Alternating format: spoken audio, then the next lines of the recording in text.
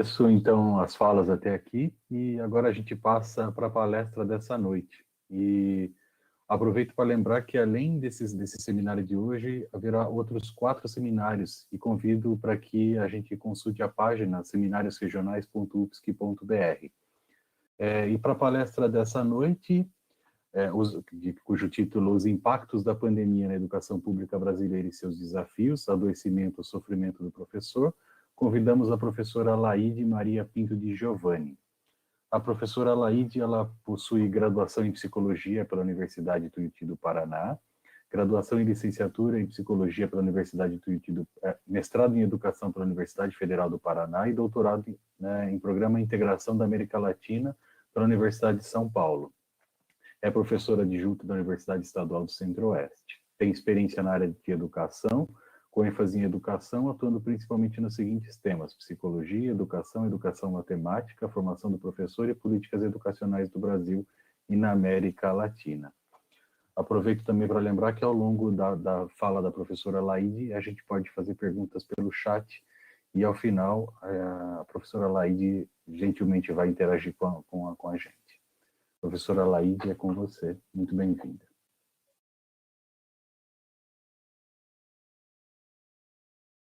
Olá, Juliano, obrigada.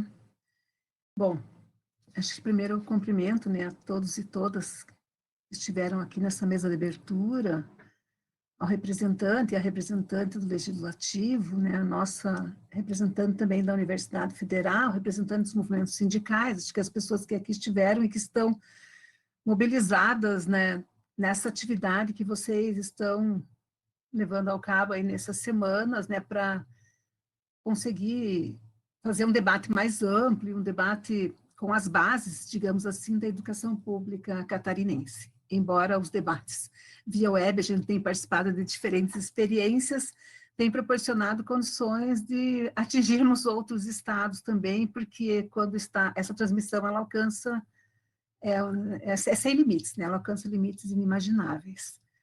E é um prazer estar com vocês, né, para essa partilha, para essa troca, num momento que é um pouco rápido, mas para essa temática do evento, sobretudo para discutir a educação nesse momento da pandemia, embora a gente esteja vivendo um momento muito duro e muito triste, com muito sofrimento, né, com mais de 460 mil vidas ceifadas, com tudo isso, com a indignação que a gente tem frente a esses fatos, a gente se mobiliza, né, se mobiliza para poder enfrentar. Então, a gente participar de que, na meu ver, é um evento de resistência e que reflete a conjuntura que a educação vem enfrentando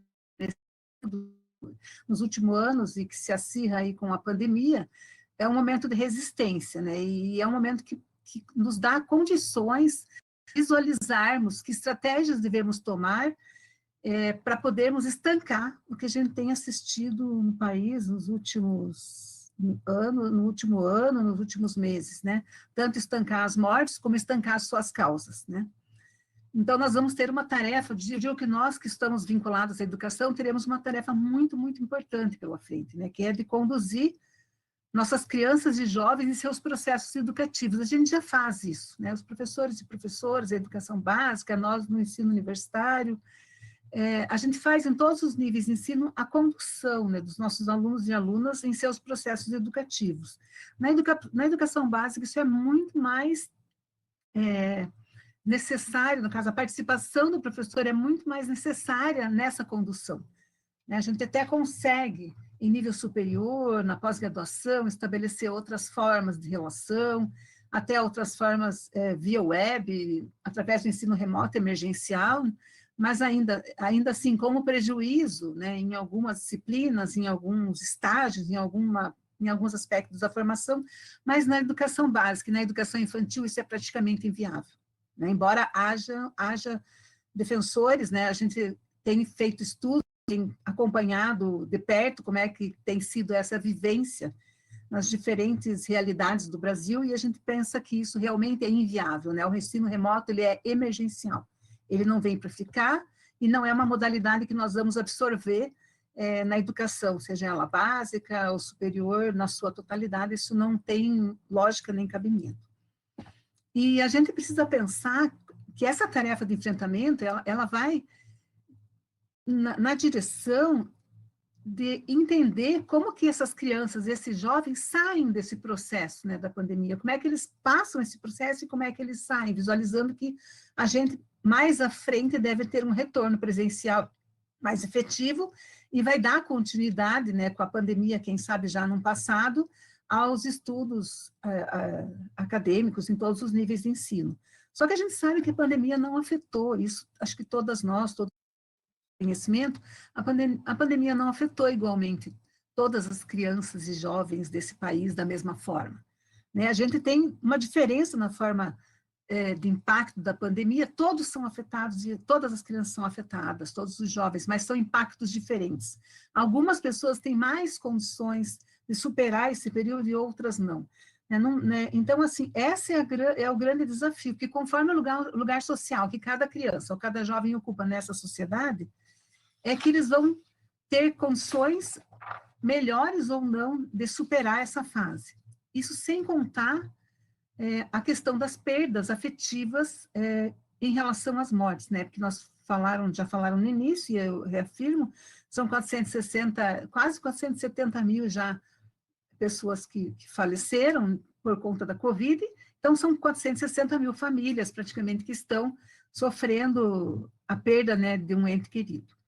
Então, eu vou dividir a exposição, eu espero que a gente possa, nesse momento, nesse curto momento, fazer um debate, uma troca, né, em relação a essa temática.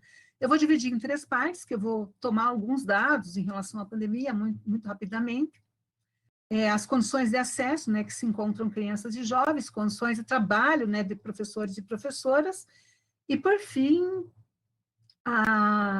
as condições, os efeitos da desigualdade e os desafios que nós temos pela frente. Eu vou tentar fazer uma síntese e caminhar nessa direção. Partindo da perspectiva nacional, que me coube hoje nessa fala, porque eu não vou me concentrar especificamente no Estado, a solicitação que foi feita que fosse uma fala que abrangesse, de abrangência nacional, a gente, primeiro momento que eu procurei organizar a fala, eu fui elencar os encaminhamentos, né, que o Ministério da Educação deu nesse período, enquanto a coordenação nacional do enfrentamento à pandemia no que concerne a educação. Mas aí a gente constata, eu ainda fui buscar, porque a gente não precisa verificar se existem ações que sejam específicas, mas a gente constata que não há, de fato, uma coordenação nacional no enfrentamento à pandemia, como não há em outras áreas, não há na educação. E não sou eu só que digo, os relatórios que saíram dos institutos, das fundações privadas, inclusive apontam, os relatórios que recém saíram, agora abril, maio, apontam a falta de coordenação nacional do Ministério da Educação neste momento da pandemia. E em outros momentos já vinha acontecendo isso. O Ministério da Educação, desde a última eleição, vem uma troca contínua de ministros e dos funcionários do alto escalão, o que causa uma ruptura nos encaminhamentos que, na verdade, não chegaram nem a ser dados e já são trocados, e a gente vai... o país fica à deriva no que concerne o caminho da educação, políticas educacionais, investimentos na educação, investimentos em pesquisa, investimento em ciência, e os efeitos nós estamos vendo isso agora. Então, essa alteração e a outra rotatividade, ela vai ter um efeito direto nas ações e programas que vinham sendo desenvolvidos. Aliás, desde o golpe que ocorreu com a presidente Dilma, quando assume Michel Temer, já começam a ter desmontes na área da educação, já começam a ocorrer alterações nas políticas que vinham sendo encaminhadas nos governos anteriores. A gente pode até, em estudos mais específicos, em momentos mais específicos, perceber que no momento anterior, nos governos que a gente chama de governos progressistas que o país teve diversos avanços educacionais, mas sim, com certeza também tivemos algumas fragilidades que de alguma maneira permitiram que surgisse um movimento da dimensão que surgiu e acabou contribuindo com outros segmentos, né, que vão surgir em vários lugares, a eleição do último presidente na última eleição que nós tivemos, com uma perspectiva ultraliberal, que flerta com o fascismo, com o nazismo, isso dito por diferentes segmentos nacionais e internacionais. Então, para a gente entender que isso surge, não é o caso aqui, não vamos aprofundar isso nesse momento, mas isso surge por conta de algumas rupturas que nós deixamos de fazer no percurso. E sim, deixamos de fazer no percurso, talvez por até impossibilidade de fazê-las. Mas a gente precisa entender que em determinados momentos a gente precisa sim assumir posições, né? Assumir posições de forma que possamos fazer os enfrentamentos públicos, sim, por isso é importante esse espaço, esse momento, né, do seminário, outros momentos de debate também junto das categorias, né, envolvidas na educação, proporcionados também pelo legislativo, é um dos papéis do legislativo, das comissões de educação, proporcionar essa discussão, inclusive com a sociedade. É preciso que a gente possa levar a discussão para muito mais pessoas do que a gente tem levado até então. Um dos pontos fundamentais nessa desregulamentação e nesse desmonte foi a questão do investimento. Nós tivemos a pior execução orçamentária na última década, no ano de 2020. Nós gastamos quase 40% a menos. O remanejamento de financiamento que não foi gasto. Em uma reunião na Câmara, o Ministério assumiu, em determinado momento, que ele deslocaria essa rubrica para outro segmento, para que não houvesse devolução desse montante. Mas isso também não foi feito.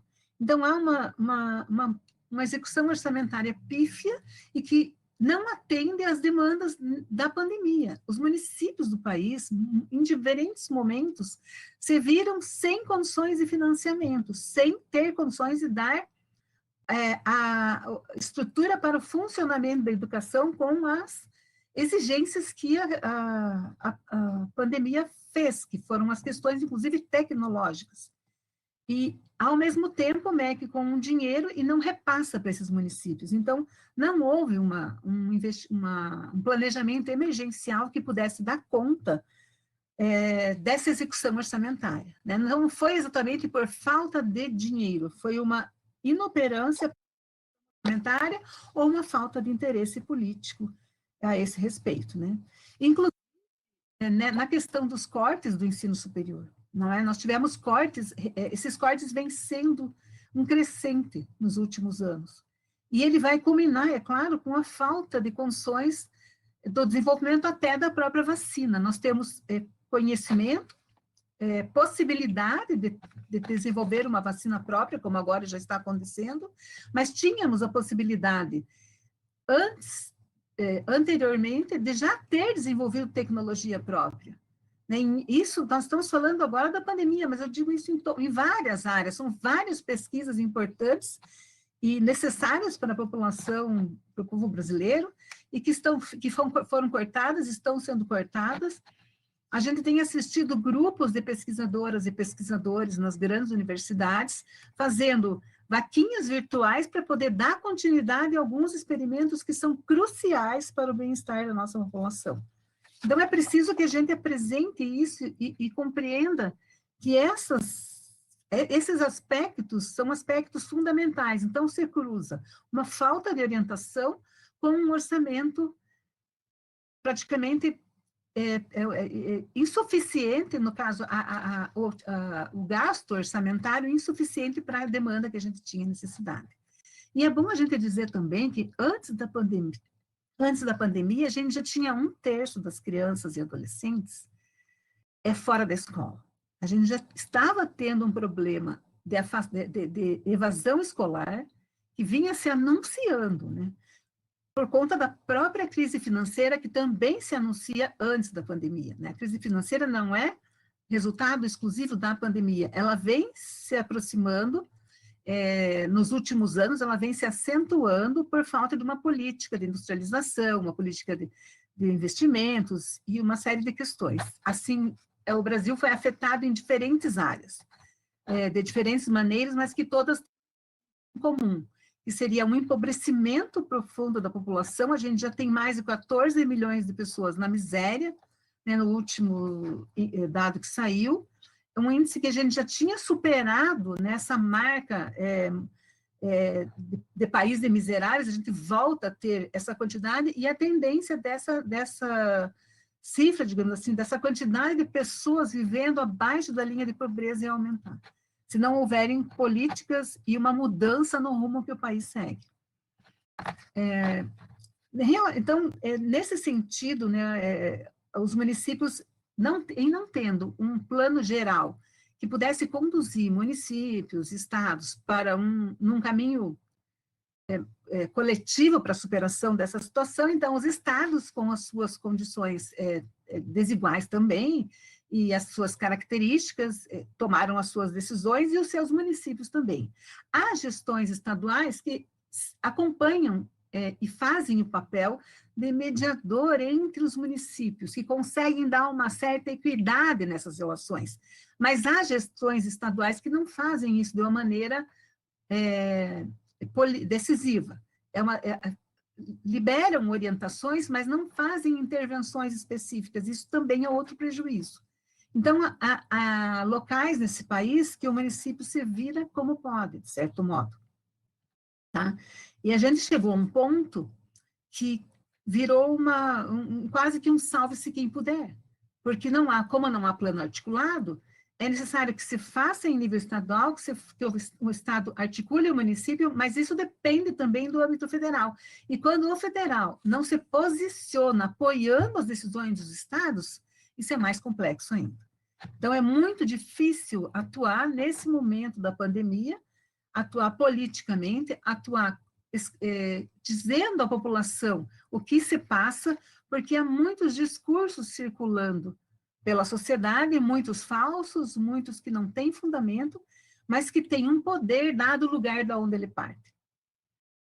Então, nesse sentido, a gente tem um outro dado que é bastante peculiar, que 4 em cada 10 crianças e jovens não têm condições de acesso. Não tiveram condição de acesso, por diferentes fatores, seja por internet, por precária ou pela falta dela, pela falta de aparelhos em condição de acesso, pela localização geográfica que se encontram, porque estão em localizações que não há sinal da internet, inclusive como as comunidades retiradas do campo, as comunidades indígenas, comunidades quilombolas. A gente esteve com uma comunidade indígena da Grande São Paulo, que eles estão localizados numa área geográfica que não há escola, e que as crianças estão sem nenhuma atividade, já desde o primeiro momento da parada, desde março até os dias de hoje, e estão no estado mais rico do país. Então, isso que eu tentei dizer anteriormente, que independe das condições estaduais, às vezes, as questões regionais, municipais, e dessas comunidades, porque a distribuição, se não for igualitária, se não for uma preocupação do Estado em dar condições que todos tenham acesso, quando eu digo igualitária, não é dar igual para todos os municípios, mas dar as condições para que os municípios alcancem a igualdade. Então, se isso não acontecer, essas crianças elas vão estar sem escola. Então, um dos caciques com o qual nós tivemos contato, tem reivindicado a escola já desde antes da pandemia, e ele dizia, eu sei que as nossas crianças e adolescentes não têm perspectiva de futuro se não tiverem acesso à educação. Né? Então, nós temos praticamente 39 milhões de crianças na rede pública e 9 milhões na rede privada. Então, a grande e imensa maioria que está na escola está na rede pública e depende das ações que sejam desenhadas. Então, de um lado, tem as crianças e jovens, e tem um outro problema que a gente tem acompanhado nas cidades do interior do Paraná, é que mesmo cidades que até teriam estrutura para fazer as suas aulas online, as crianças não têm como assistir das suas comunidades, sobretudo as nossas comunidades no interior do estado, que são comunidades de pequenos agricultores, ou o acesso à internet é mais difícil, ou que as famílias não tenham internet paga, elas têm o pacote do celular, e que conforme a carga de dados, isso termina. Então, isso é um problema grave. Então, o que está acontecendo? O que tem acontecido nessas redes, em muitos lugares? As crianças recebem uma vez por semana, a família vai à escola pegar um material impresso numa folha de papel, com algumas orientações para que a criança faça em casa e os seus pais ou responsáveis levem para a escola na outra semana. O que acontece com isso? A gente sabe que essa estratégia é uma estratégia que tem alguns objetivos que ela chega a cumprir. A criança mantém uma certa disciplina e um certo vínculo com a instituição escolar, porque ela recebe aquela tarefa, ela tem acesso a alguns áudios pelo WhatsApp, alguns pequenos, mas muito pequenos vídeos que não sobrecarreguem a conta, né, dos familiares, a respeito de algumas orientações, e é só isso. Então, ela consegue manter minimamente um vínculo, mas com certeza manter o processo educativo que a instituição escolar deveria dar para que essa criança possa se desenvolver a partir do acesso ao conhecimento, né, que ela acesse o conhecimento e se desenvolva na sua integralidade física, psíquica, é muito difícil de acontecer. Tá? Então, alguns municípios, como as capitais, os municípios grandes, eles têm as aulas, videoaulas, as aulas gravadas, que os alunos ainda podem assistir e depois resolver suas atividades. Quando a gente fala de séries finais do ensino fundamental ou do ensino médio, a gente pode imaginar que isso tem algum alcance, a depender das condições que essas crianças tenham no seu cotidiano e do apoio das famílias, dos responsáveis também.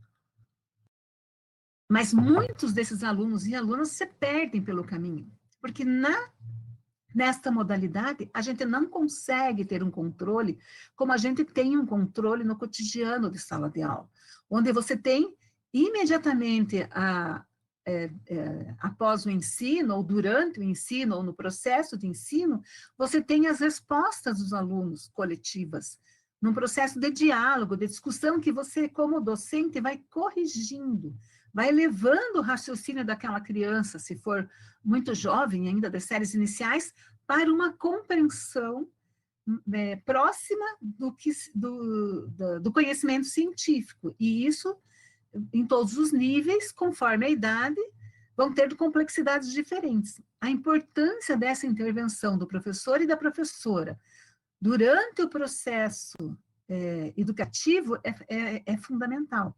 Né? A pandemia veio reafirmar isso, acho que veio destacar esse aspecto, porque se não há uma mediação adequada dos adultos mais experientes, sobretudo com as crianças da educação infantil, do ensino fundamental, esse ensino não tem efeito. E muitas vezes os familiares responsáveis pelas crianças não têm as condições de fazer essa mediação. Não é nem só porque eles não têm o conhecimento acumulado sistematicamente daquela série das crianças e dos adolescentes, mas é também pela falta das estratégias didáticas, né? Não é à toa que nos cursos de licenciatura temos uma carga bastante significativa de didática a respeito da história da educação, das teorias educacionais, das teorias da psicologia que explicam o processo de desenvolvimento humano. A gente precisa conhecer sobre o desenvolvimento humano, conhecer sobre as teorias didáticas e conhecer muito sobre o nosso conteúdo para que possamos elaborar uma aula adequada, uma aula que atinja o objetivo realmente de ensinar e do aluno aprender.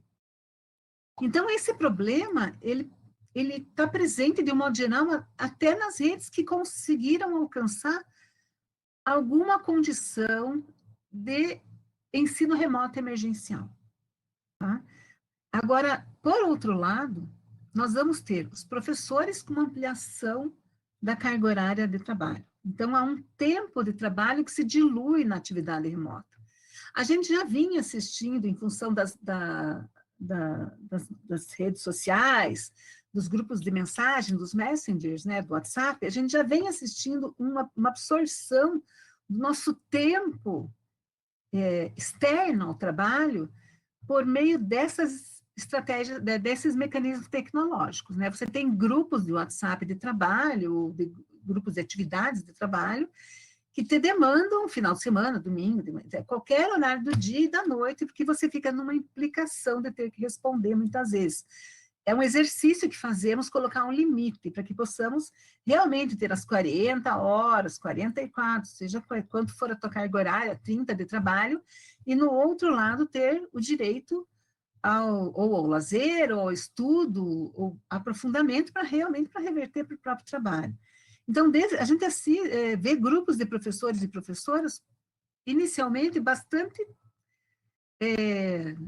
penalizados por essa ampliação do tempo de trabalho. Num segundo aspecto, sobretudo os professores e professoras que não dominavam as questões tecnológicas, a gente vai encontrar grupos que precisam de orientação elementar para poder ministrar uma aula via remota. Então, todas essas demandas, elas vão causando uma sobrecarga para os indivíduos e para as pessoas, e tudo isso, tanto para as crianças, como para os professores, como para as famílias, atrelado às perdas que estão vivendo, às situações diárias de enfrentamento de familiares contaminados com Covid, deles mesmos, delas mesmas, né, contaminadas com Covid, desse estresse, dessa tensão de ter algum sintoma que possa vir a ser, e as pessoas se afetam de diferentes maneiras. Não há como a gente ter um padrão de que todos vão responder de uma determinada maneira.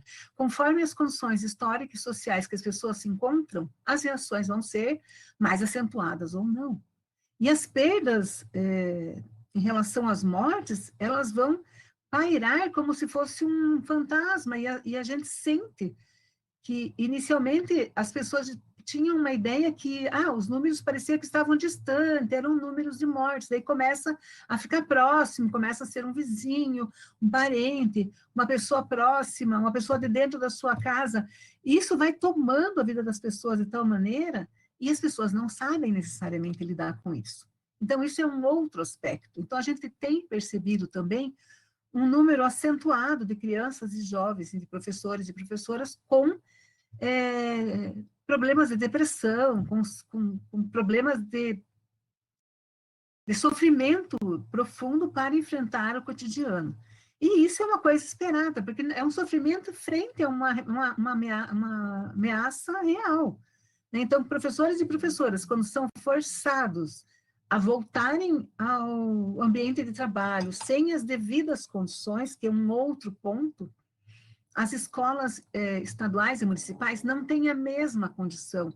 Às vezes, nós temos muitas escolas que não têm condições de ventilação adequada, por conta do formato das janelas, escolas de regiões frias, né, que tem uma ventilação que até então poderíamos dizer estava adequada, para as condições da Covid, ela não responde. Então, fazer com que essas pessoas voltem ao trabalho, sem ter essa tranquilidade, é bastante complexo. E a gente via aqui vocês comentando, e temos acompanhado a luta das vacinas, temos participado desse movimento, mas temos uma vacinação ainda muito, muito, muito pequena no nosso país. E enquanto não atingirmos, os estudos têm demonstrado isso, enquanto não atingirmos um percentual determinado de pessoas vacinadas, não podemos pensar em controle, né, da doença. Então, são soluções ainda, mas não são soluções coletivas ainda para a gente poder dizer, olha, respiraremos então dentro de 15 dias porque vacinaremos todos os professores e professoras. Isso não é verdade, porque nós precisamos de um número da população maior de vacinados e vacinadas para a gente poder realizar, de fato, o enfrentamento à Covid-19. Então, não poder trabalhar de forma tranquila, porque uma coisa a gente tem que falar, eu sempre digo, e acompanho muito professores da rede básica, do ensino fundamental e médio, e educação infantil, os professores e professoras, quando elaboram as suas aulas, quando organizam a sua atividade a cada ano, eles organizam pensando em fazer o melhor para os seus alunos e suas alunas.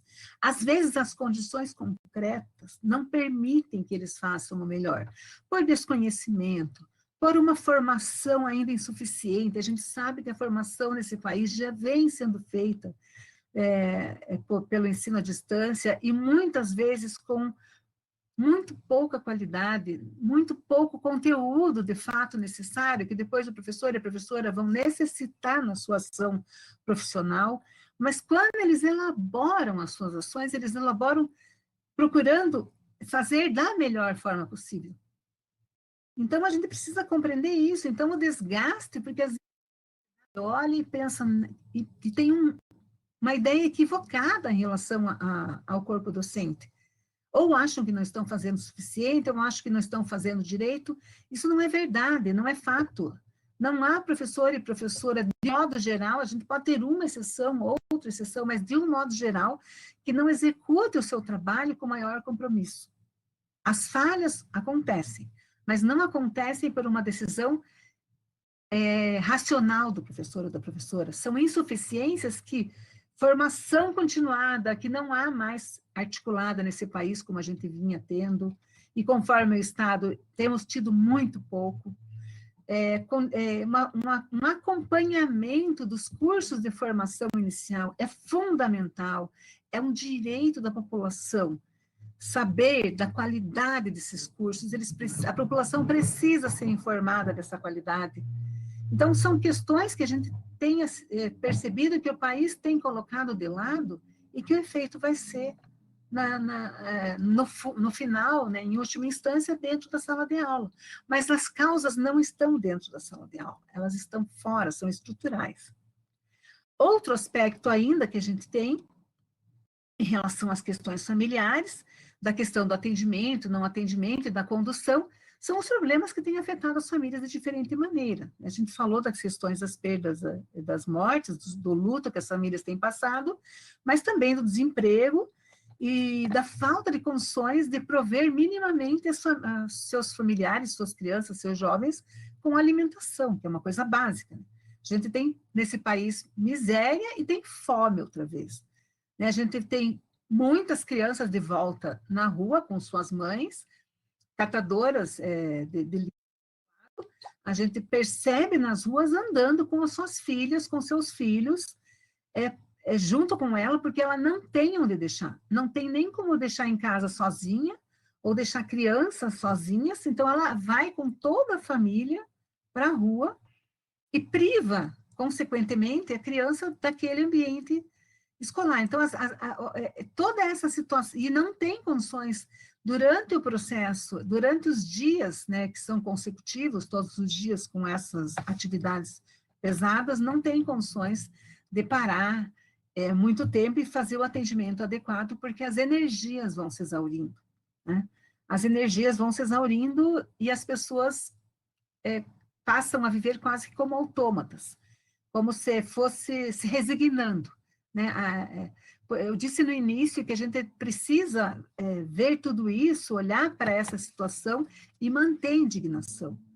Porque a indignação frente a essas situações é que nos move para buscar soluções, para pensar e problematizar as causas, né?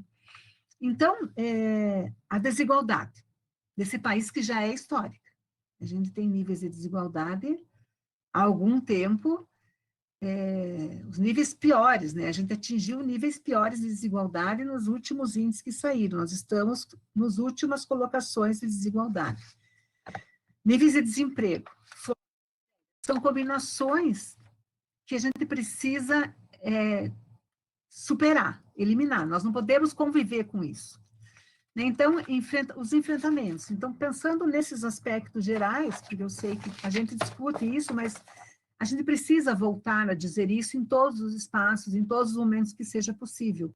Porque a gente não pode ter como dado isso como compreendido, porque a gente achava que muitas coisas já estavam compreendidas no nosso país, e a gente vê agora que não.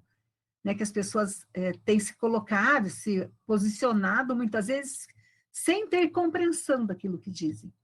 Então, os enfrentamentos que nós vamos ter que fazer, eu penso que ações como essas atividades que vocês estão desenvolvendo, em todo o Estado, são importantes, é muito mais importante que estivéssemos discutindo isso presencialmente, com grupos de debate, com enfrentamento imediato, para poder ter as posições antagônicas ali mesmo, e poder qualificar o nosso debate, mas, enfim, acho que o que a gente pode fazer é dentro das condições que temos.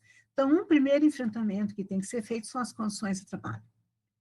As condições de trabalho dos professores, dos funcionários, né, de todos os trabalhadores da educação. Essas condições de trabalho, elas vão envolver desde a estrutura para o trabalho, são questões estruturais, questões salariais, questões dos direitos trabalhistas, sindicais, como também das condições psíquicas para desenvolver o trabalho. E quando eu digo das condições psíquicas, estou me referindo que essas professoras, esses trabalhadores, estejam na escola sentindo um pertencimento ao grupo, à instituição escolar. Mas não só a instituição escolar, que essa instituição escolar faça parte de uma rede política estadual e nacional, para que a gente tenha uma meta nacional, que tenha um futuro nesse país educacional, como a gente vislumbrava há pouco mais de uma década. Né? Parecia impossível de regredir como regredimos e como estamos hoje. Parecia que isso estava distante já das nossas condições, parecia que já havíamos superado, mas percebemos que não. Então, temos que começar tudo de novo, discutir que futuro nós queremos, que país nós queremos, que cidadã nós queremos formar pelas nossas instituições escolares, né? Que pessoa que a gente quer que saia dos nossos bancos escolares. E a partir daí, nessa linha política nacional, estadual, municipal, articulada, a gente possa reconstituir a educação nacional e também reconstituir o país. Porque uma coisa vai levar a outra. Então, quando eu me referi a psíquico, eu digo, esse psíquico quanto bem-estar e quanto sensação de pertencimento num grupo que luta. As pessoas que participam de uma certa militância na educação ou em outros setores, movimentos sociais, sabem do que eu estou me referindo, da importância de termos um sonho coletivo que nós buscamos, que nós visualizamos na frente e que sabemos que, mesmo que não sejamos nós a atingir esse sonho individualmente como pessoa, nós sabemos que o coletivo chegará lá e que a nossa ação durante esse nosso tempo de vida nesse mundo, ela vai conduzir esse coletivo para esse lugar que nós buscamos. Né? E eu creio que agora, essas condições de trabalho, e essas condições estruturais, e essas condições interligando nacional, estadual e municipal, eu penso que agora nós vamos ter uma tarefa muito grande pela frente e que talvez a gente não veja efetivamente isso. Mas a gente não pode deixar de fazer, porque se nós não vermos, parte do grupo que fica e que continua caminhando, que leva essa utopia à frente, e essa busca, né, de uma educação de qualidade pública para todos e todas, de fato, na idade certa, né, deixando de alimentar a educação de jovens e adultos. A gente, para ter tudo isso, a gente precisa pensar que nós fazemos parte de uma coisa muito maior. E que não, mesmo que não vejamos, no futuro, esse grupo alcançará. Porque, às vezes, até os estados que têm, ou que valorizam, né, que tem uma educação adequada, que tem uma certa estrutura, né, como os nossos estados mesmo, eu sempre olho os índices de educação de jovens e adultos, é ali que a gente vê como a gente alimenta a exclusão da escola, né, que você não dá na época certa do direito daquela criança, daquele adolescente, de frequentar os bancos escolares, depois você dá no ensino de jovens e adultos, mas a gente precisa superar, não tem que ter mais ensino de jovens e adultos com os índices que nós temos no país, ele precisa ser um mínimo, do mínimo, do mínimo, de fato. Nós temos que parar de alimentar isso. Então, o primeiro ponto que temos que enfrentar, e o primeiro desafio, são condições de trabalho. Segundo ponto, não é mais ou menos importante, essa ordem ela não tem exatamente essa lógica. O segundo ponto importante é focar a discussão nos processos avaliativos. Os processos avaliativos escolares, internos da escola. A gente vai precisar equilibrar currículos, porque essas crianças tiveram uma defasagem de fato. Essas crianças estavam no primeiro ano, no segundo, no ensino médio, no primeiro do médio, e se viram numa mudança de um ano para outro na série seguinte, com mínimo de conhecimentos. Os professores sabem que se esforçaram, tentaram, mas a gente sabe da condição, de fato, de aprendizado que foi nesse período. Então, muitas dessas crianças e adolescentes estão sem os conteúdos da série anterior, que comumente o aluno termina uma série, passa para outra, quando ele é aprovado, significa que ele cumpriu os requisitos mínimos, ele cumpriu os conteúdos mínimos, ele aprendeu os conteúdos mínimos, que possibilitam que ele dê estudos na série seguinte. Isso não ocorreu no país como um todo, não ocorreu nos municípios, não ocorreu nas escolas igualmente, nem dentro de um mesmo município. Então, é preciso equilibrar os currículos, e equilibrar os currículos nivelando, e esse nivelando tem que tomar muito cuidado, tem que ter muita discussão entre universidade, trabalhadores de educação com a sua experiência, a gestão, né, a gestão municipal, gestão estadual, gestão federal, tem que ter articulado ao Plano Nacional de Educação, tem que olhar para esse currículo de maneira ampla, em nível da rede, do sistema, depois olhar dentro da escola e planejar como vai ser esse trabalho de trazer essas crianças para as condições da série que ele está. Isso pode ser que leve 1 mês, 2, 3, pode ser que leve 1 ano, mas é possível, é perfeitamente possível a gente, com esse estudo, trazer os alunos que se encontram em condições desiguais para condições de igualdade, né, ao fim do processo educativo. Então, isso é uma tarefa que vai envolver muita discussão, muito estudo, né, uma avaliação, de fato, como um instrumento que dará os parâmetros para o desenvolvimento. Não uma avaliação para dizer que a criança tirou nota tal, mas uma avaliação que você possa, a partir dos processos educativos efetivados, olhar se a criança se beneficiou dessa escola. Não é perguntar o que a criança não sabe, é olhar o processo da criança e perguntar se essa criança se beneficiou do processo educativo, porque é para isso que a escola existe, para beneficiar crianças, jovens e adultos dos processos educativos, para que nós não tenhamos um boom, um aumento, um número enorme de problemas considerados problemas de aprendizagem. Isso vai ser fundamental. Então, é um enfrentamento que a gente precisa fazer, é estudo, é se debruçar sobre isso e acompanhar. Nós não podemos também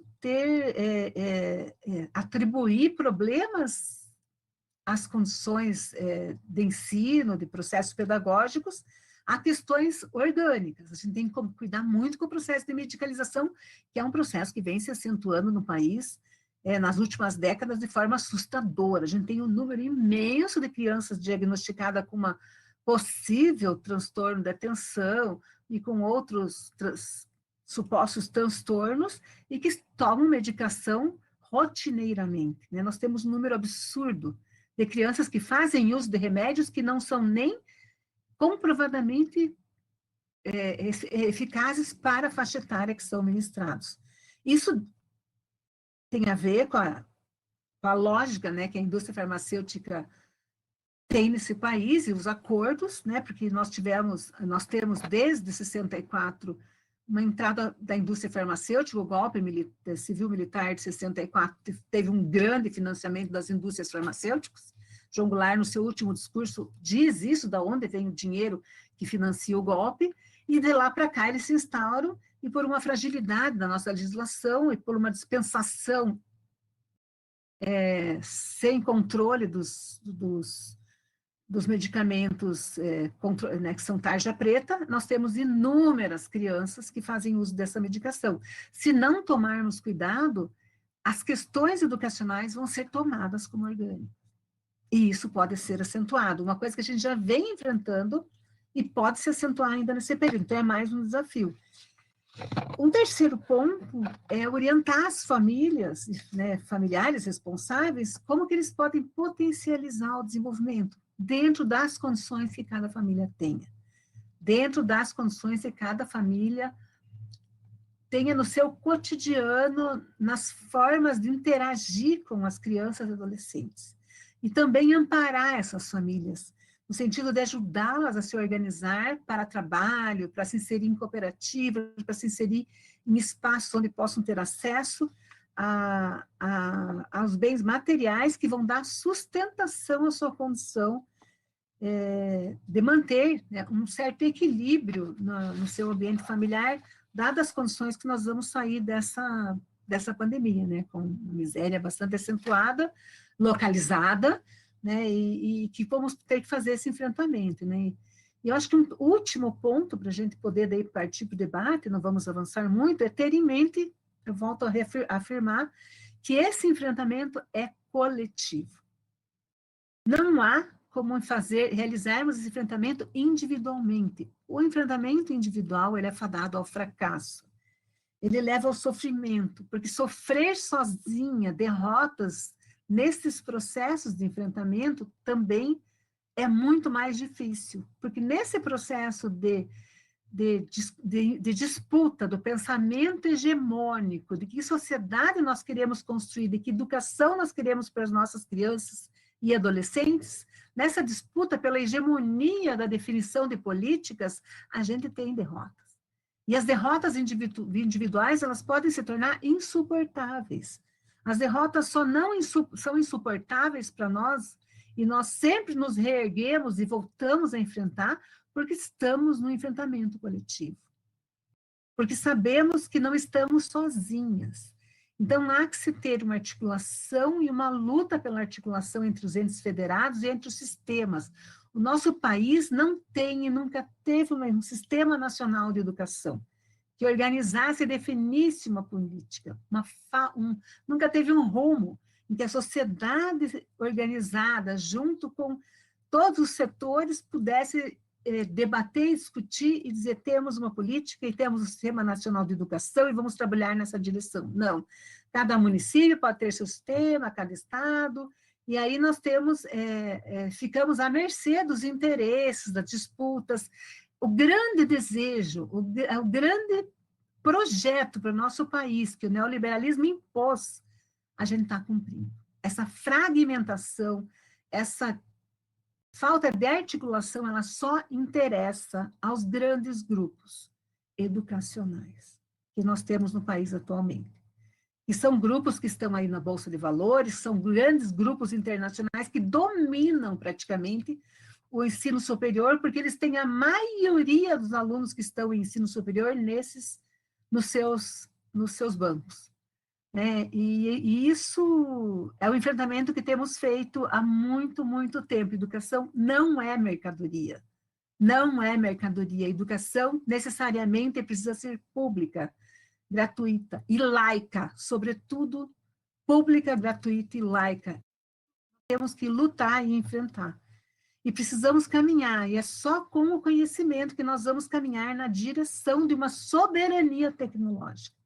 Precisamos investir nos nossos jovens, nos nossos adolescentes, nossas crianças, para que tenhamos essa soberania tecnológica, com um investimento pesado na educação, na pesquisa, na ciência, no ensino superior, na produção das diferentes áreas, das ciências naturais, das ciências humanas, das ciências sociais, de todas as áreas. Não há como ter separação, divisão, né, nessa parte do investimento. E, fundamentalmente, participando da CONAP, falaram no início da Conferência Nacional Popular de Educação, que é o contraponto da nossa conferência, da Conferência Nacional de Educação, que tivemos que romper, porque deixou de atender os interesses da grande maioria e desse projeto de uma educação pública, gratuita e laica. Então, participar das instâncias da CONAP é fundamental, participar como comunidade, participar como professora, como professor, como sindicalista, como trabalhador de educação, da educação básica, média, superior, de todos os níveis. E nesses lugares, com certeza, nós encontraremos as soluções, né, para o que estamos passando agora. E encontraremos mais do que isso, encontraremos a força necessária e teremos o conhecimento necessário para realizar todos esses enfrentamentos. Enfim, acho que seria isso que eu gostaria de trazer nessa noite, para a gente poder debater um pouco, e fico à disposição agora para alguma questão, algum comentário, né, alguma coisa que as pessoas possam aportar em relação a isso.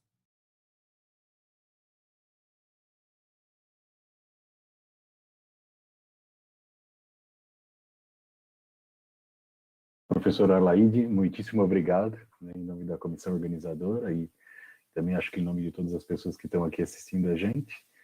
E tenho aqui algumas perguntas. Imagino que a gente tenha tempo, talvez dá para ir mais lentamente, né? Vou fazer uma de cada vez.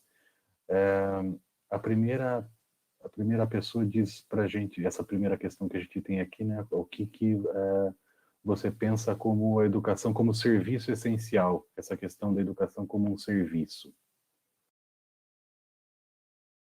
Essa questão da educação com serviço essencial, que foi uma discussão até por conta da vacina, é uma discussão que é difícil se posicionar em relação a isso. A educação é fundamental. Então, assim, educação, saúde, são questões fundamentais, né, da sociedade. Para ser um serviço essencial, ela teria que responder com todas as letras se é ou não um serviço essencial. Não dá para ser um serviço essencial só para ser um subterfúgio para poder manter as escolas abertas. Isso é muito complicado. Então, o que a gente percebeu aí nessa estratégia de tornar a educação um serviço essencial em algumas situações foi realmente uma pressão, inclusive da rede privada, né, para manter as escolas abertas, de alguma maneira, ou para os estados poderem, municípios, decidir ou impor aos seus trabalhadores e trabalhadoras que deveriam estar abertos porque são serviços essenciais. É diferente.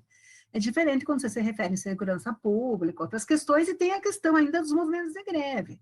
Então, são várias coisas que entram nesse debate que tornar um serviço essencial pode ter outros interesses por trás da decisão. Né? Porque, inclusive, a gente tem como um acordo que alguns setores da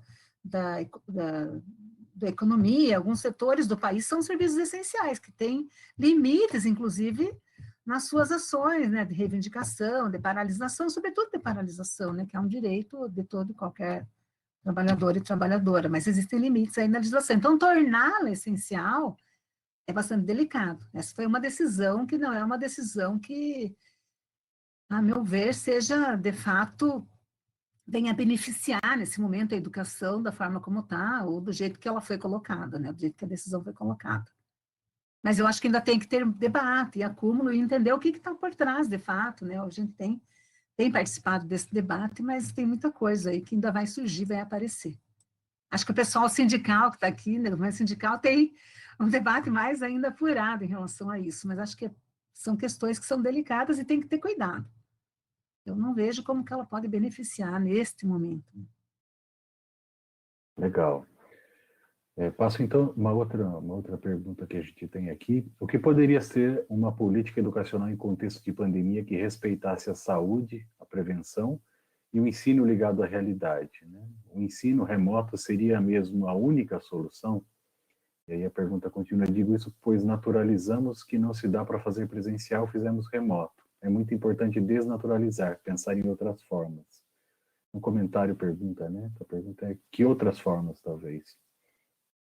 Na verdade, eu não sei se a gente teria muitas formas, porque você coloca, eu entendi o que está colocado por trás, inclusive numa discussão inicial que tivemos no ensino superior também, a gente discutiu se deveria suspender as aulas de fato, parar, porque na realidade o ensino remoto, pelo que eu disse, ou pelo que a gente tem assistido, em alguns lugares, né, ou na maioria dos lugares, acaba sendo uma farsa, de certo modo. Não que não haja trabalho, há muito trabalho, mas não é uma efetividade no processo de ensino, porque a gente só trabalha, né, os professores e professoras e profissionais da educação, porque tem como objetivo final que o aluno aprenda, né, processo de aprendizagem do aluno, quer dizer, o aluno aprender é a última instância do processo. Então, há uma dúvida, sim, com relação ao que deveria ser feito, só que também não poderíamos simplesmente suspender, até que na universidade a gente cogitou, levou um tempo, levou alguns meses, né, suspendeu as aulas, os alunos também fizeram suas manifestações e mostraram posição que queriam a suspensão, que queriam a prioridade do ensino presencial, no nosso curso de psicologia, que não há nenhum percentual de ensino remoto, sobretudo, esse foi bastante resistente, foi bastante importante o posicionamento dos alunos e alunas, mas na educação básica também, se houvesse uma suspensão simples, também não adiantaria. Falei no decorrer da fala, a gente tem que ter claro que um pouco, não vou dizer que isso vem suprir, dessa forma de ensino na educação pública, ela acaba mantendo o vínculo com a escola, em parte, porque os pais vão até a escola pegar as atividades das crianças. A experiência que eu tenho tido, que eu tenho acompanhado nas redes municipais, sobretudo nas cidades menores, os pais partilham, responsáveis pela criança, partilham o que está ocorrendo com a criança, com a comunidade escolar, com aquela pessoa que está recebendo, inclusive partilham dificuldades de encaminhamento das atividades com alunos e alunas, às vezes são muito duros, usando até da força, e as escolas têm que intervir, explicando que existe uma forma, né, de lidar com isso, que se os alunos e elas não quiserem fazer, eles têm que permitir que a tarefa volte em branco para saber esse tipo de situação. Então, há uma certa relação que se mantém. Mas é claro que nós... E também não adiantaria também parar tudo e dizer para as crianças, olha, você vai ficar um ano e meio parada no primeiro ano. Não, ela vai ela sofre, né, a promoção de série, mas aí quando voltar para a escola no ensino presencial, é todo o trabalho que a escola vai ter para recompor isso. Porque dizer que a gente teria uma saída única é difícil, porque se a gente falar, ó, poderia ser interação. A gente vê as crianças que conseguem ter interação pelo computador, pelo notebook, pelo tablet, pelo celular, têm outra relação com o ensino. Elas conseguem falar com a professora, que a professora está presencial, é outra relação. Né? Existe uma outra forma de desenvolver que ainda supre essa necessidade, mas quando a criança é muito jovem, além da interação com a professora no ambiente virtual, tem que ter um adulto presente com ela, porque precisa pegar o material, precisa organizar na mesa, porque senão não dá. Então, assim, e a gente sabe, né, as famílias têm condições completamente diferentes e desiguais no nosso país, é uma minoria de famílias que tem a condição de ter um tempo, de ter um lugar adequado, um notebook, um material de suporte escolar, para a criança poder desenvolver atividades e tudo mais. Então, é bem complexo isso e não há uma receita, uma solução. Acho que sim, a gente tem que inovar, não com qualquer coisa, claro, né, vendo se isso tem efeito de ensino, né, se tiver efeito no ensino, mas acho que o que a gente tem que trabalhar é lutar para realmente vacinar a população inteira e voltar com condições de segurança para as escolas, para poder ministrar as aulas e trabalhar com as crianças para que elas tenham, de fato, um aprendizado adequado. E cuidar com essas crianças que vão ficar fora da escola, né? Ou que vão voltar com inúmeros problemas e situações, inclusive sociais, para serem superadas, né? Contar com a rede de proteção, entender a escola como pertencente à rede de proteção da infância e da adolescência, né? Nacional, assistência social, que também está sofrendo seu desmonte, né, para poder acompanhar essas familiares e esse processo educativo. Muito obrigado, professora Laíde. A gente tem tempo, vou fazer a terceira e última pergunta que eu tenho aqui, que eu acho bastante relacionada a isso, mas pensando a pergunta tem a ver com a experiência humana em escala mundial. A pessoa pergunta o seguinte: como você avalia o uso de ferramentas não presenciais no processo de formação do conhecimento, incluindo aí os processos de ensino e aprendizagem, como consequência da experiência mediada pelas condições da pandemia, portanto, uma experiência humana em escala mundial?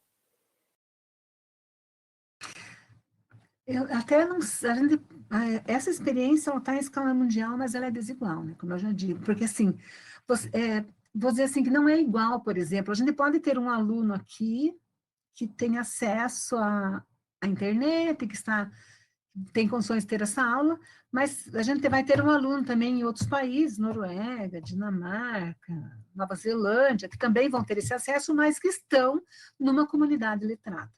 Numa comunidade que, culturalmente, os bens imateriais dessa comunidade são infinitamente maiores que os nossos. Né? Inclusive, a classe média do nosso país, né, que é uma classe média ali, que tem acesso a bens não materiais, a cultura, né, de um modo geral, mais qualificada, não tem o acesso dessas comunidades. Então, isso é um diferencial já de partida, a gente parte de lugar diferente. Então, pensar numa escala mundial de relações igualmente é bem difícil, porque a gente parte de lugares diferentes. Se tratarmos da grande maioria, de 70%, 60% da nossa população, aí as situações mudam completamente.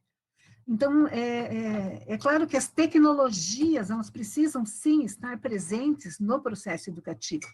A sociedade tem que dar condições igualmente para a sua população, para que elas possam usufruir das tecnologias no processo educativo, mas não substituindo a relação presencial. A relação presencial é fundamental para esse processo educativo, sobretudo no nosso país, né, que a gente tem no país fragilidade de acesso a uma cultura qualificada já desde sempre. Nós não temos política cultural, nós não temos acesso a museus, a grandes espetáculos musicais de qualidade, nós não temos acesso a teatro de qualidade, nós não temos, não é isso, nossa população não experimenta um balé, ela não experimenta um processo cultural no seu cotidiano, livro, biblioteca, leitura, né? Essas coisas não são igualitárias no país. Então, nós já temos, de partida, uma desigualdade que é injusta e que promove uma diferença no decorrer do processo do desenvolvimento. Então, as tecnologias, elas não equiparam isso. Se você não tem isso de partida, mesmo que coloque tecnologia para todo mundo, isso não equipara. Então, o papel da escola, a função social da escola, ele trazer esses alunos para as condições de igualdade, no nosso país, é crucial. Às vezes, é na escola o único lugar onde a criança vai ter acesso ao mundo letrado,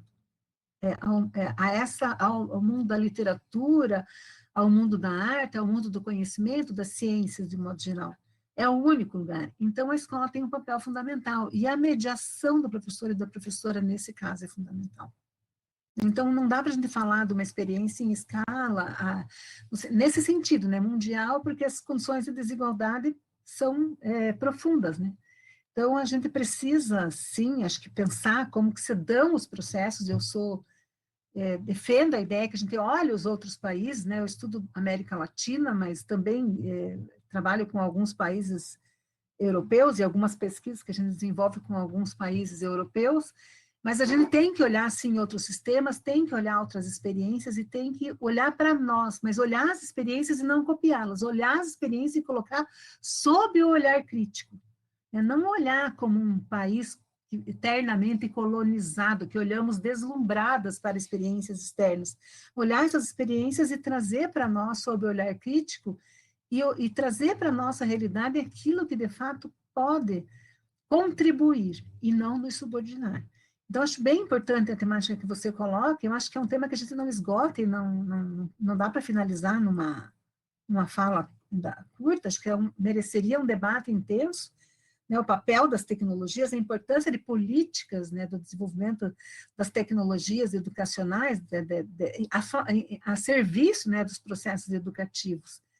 Que a gente pudesse ter no país, de fato, uma inserção digital, né, total. A gente não tem. Isso está muito distante, está muito distante disso. A gente dá acesso, acho que quase a toda a população, a uma informação rápida, desqualificada por WhatsApp, acho que é isso. E não dá todo o conhecimento necessário para separar, né, o que está correto, o que não está correto, o que é verdade, o que não é verdade. Mas é uma discussão fundamental, né? O tema é isso que você levanta e nós... Agora, em nenhuma hipótese a gente substitui o ensino presencial pelo ensino à distância, é tratar os dois com a mesma qualidade, em nenhuma hipótese. O interesse do ensino à distância, sobretudo das redes privadas, né?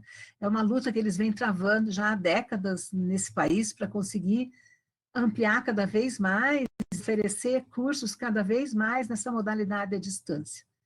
E os trabalhadores e trabalhadoras do nosso país, infelizmente, que passam o dia todo trabalhando, restará a eles só isso. Isso não é o correto, né? O correto é que tenhamos uma educação de qualidade, que os nossos jovens, que os nossos adolescentes possam estudar integralmente. Eu dei uma olhada nos dados de Santa Catarina, de fato, os dados de Santa Catarina salariais, de média salarial não é tão baixo, mas a gente vai olhar pessoas de 14 anos ou mais entrando na média salarial do trabalho formal.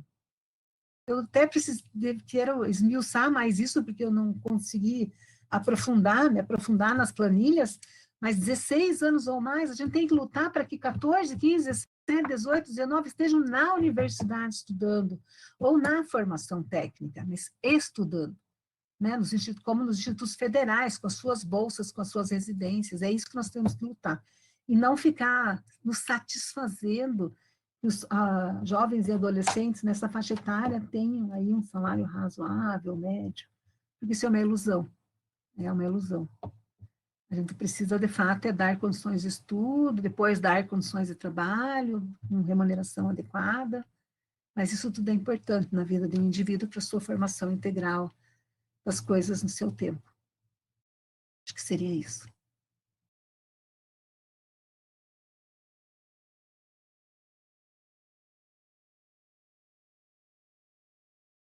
Agradecemos a professora Laide pelos ensinamentos dessa noite.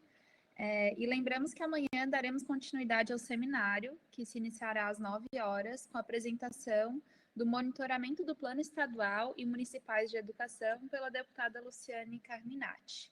A programação do seminário está disponível no site seminariosregionaissc.ufsc.br. Boa noite a todos e até a próxima.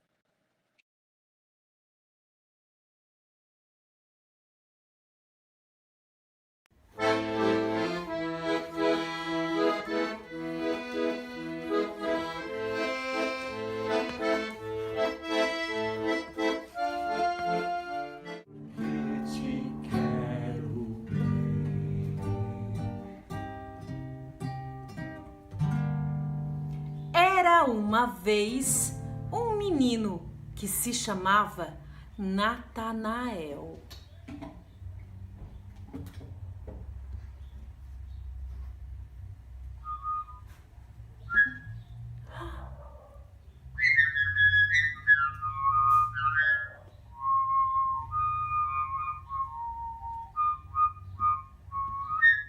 Oi?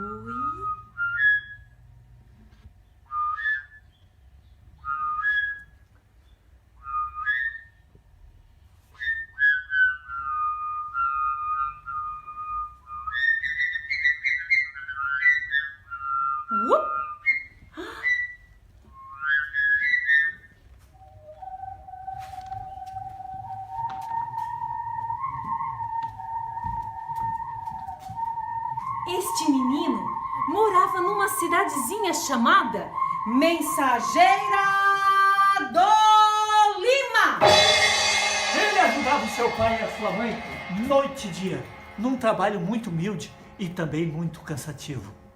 Ele, o Natanael, trabalhava de engraxate.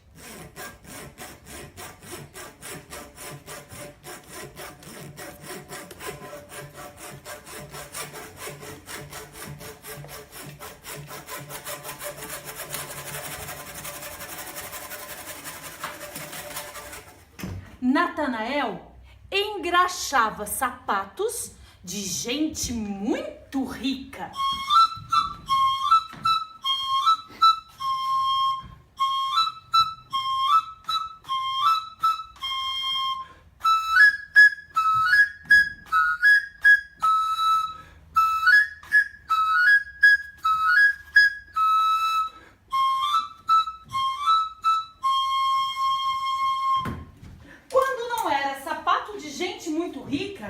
Aí era de gente muito pobre.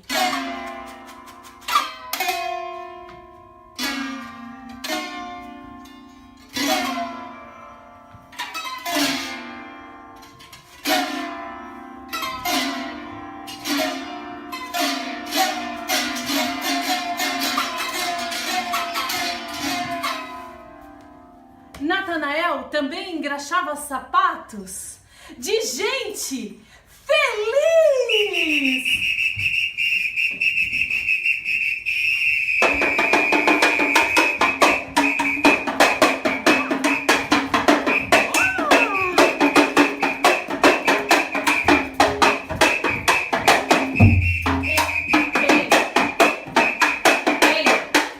Deu.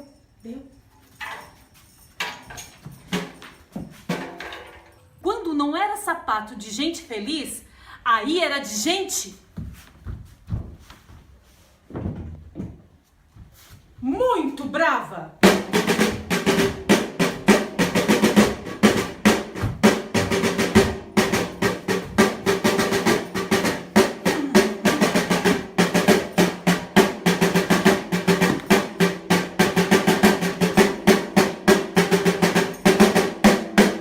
Natanael também engraxava sapatos de gente tão delicadinha.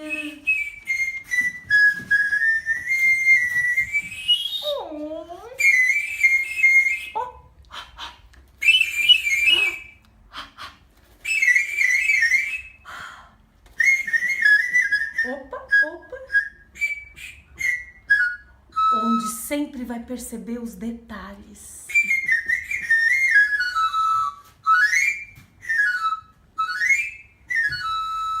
E quando não era de gente delicada, então, aí não tinha jeito.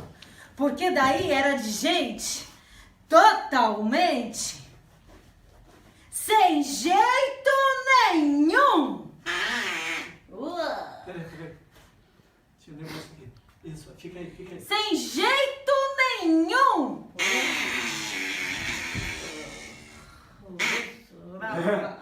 Aí, engraxado.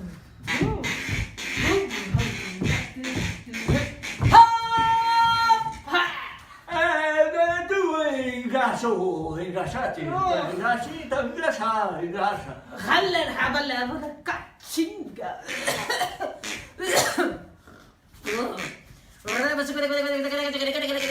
Deu.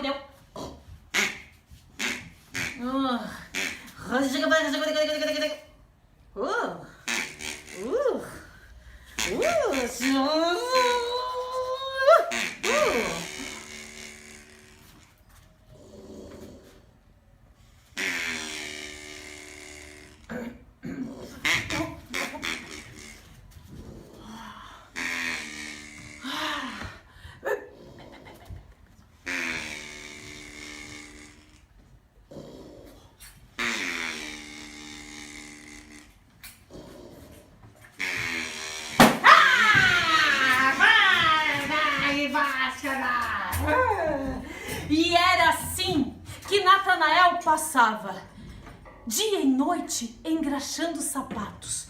Era sapato de